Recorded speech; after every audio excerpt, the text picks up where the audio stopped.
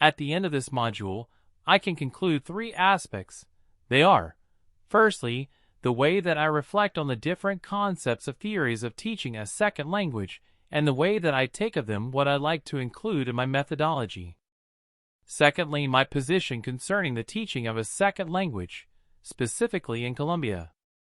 And thirdly, the way that I assume my teaching critically my errors, and the way that I get conscience to improve my teaching. Let us see part by part.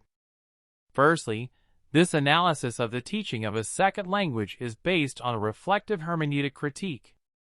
There is a vast variety of theories and approaches, none of which is considered as an absolute truth or as a single method to be used, but on the contrary, this hermeneutics implies that any of these theories can be used depending on the needs of what a teacher identifies within his courses with his students, what is related to the theory of the Professor Kumarvidivulu on post method.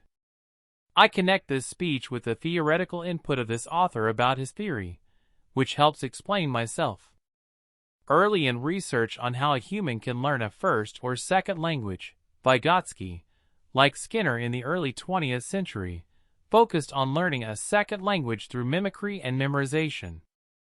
Later, it was Chomsky who revolutionized the scientific community with his proposal for universal grammar, UG.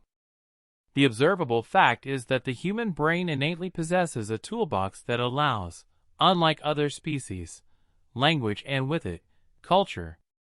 Many authors following this line of research have made their contributions. Some of them studied in the module are Nelson Brooks, 1960, Robert Lado, 1964, Lydia White, 2003, Robert Blaveroman, 1990, Vivian Cook, 2003, Bonnie Schwartz, 1993, and Stephen Krashen, 1982. From another perspective comes the scientific study of psychology, that is, in terms of the cognitive, which is derived in a great variety its scope, even to the theories on neurolinguistics, and with it conceived neurolinguistic programming as a science that allows us to approach the knowledge of language through knowledge of the functioning of the brain, which, it must be said, very little is known. A part of these investigations have conceived that the brain is similar in its functioning to that of a computer.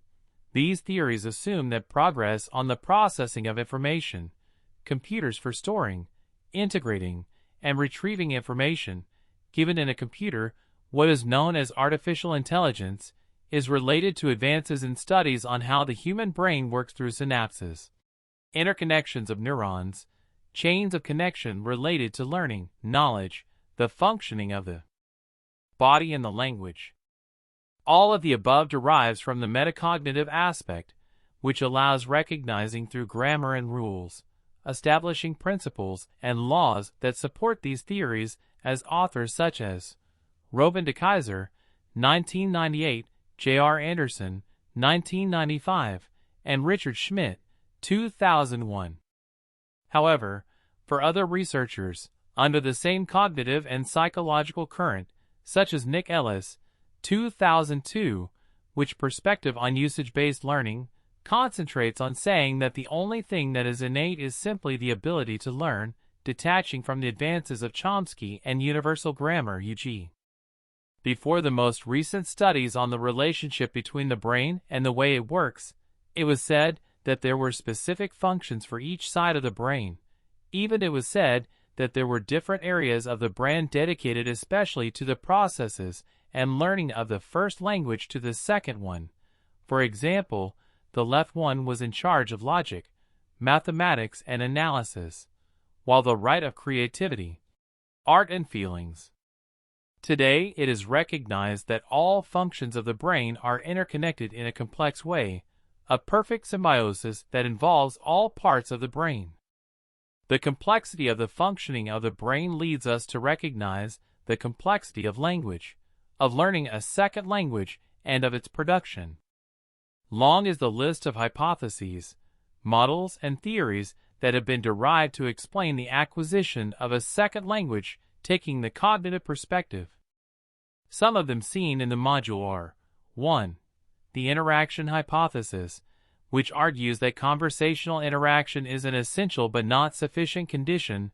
Authors related to this hypothesis are Evelyn Hatch, 1978, Michael Long, 1983, 1996, Teresa Pica, 1994, Susan Gass, 1994, Long, 1983, and Meryl Swain, 1985. 2. The awareness hypothesis, which suggests that nothing is learned unless it has been realized. The author related to this hypothesis is Richard Schmidt, 1990 to 2001. 3. Input processing. Bill Van Patten, 2004. Processability theory. Jürgen Meisel, Clausen and Manfred Pienemann, 1981. 5. The role of practice. Roman de Kaiser, 1998, Lourdes Ortega, 2007, Elizabeth Gatbonton and Norman Segalowitz, 1988, 2005, Paul Nation, 2007. 6. The sociocultural perspective. Vygotsky. 7. The post method. Kumarvidipallu, 2006, who invites teachers to take better advantage of what they already do, to learn how to do what they have been doing and consider other alternatives. He emphasizes that it is not about doing something different. Learning all these exciting topics made me understand errors I realize I do not want to continue making.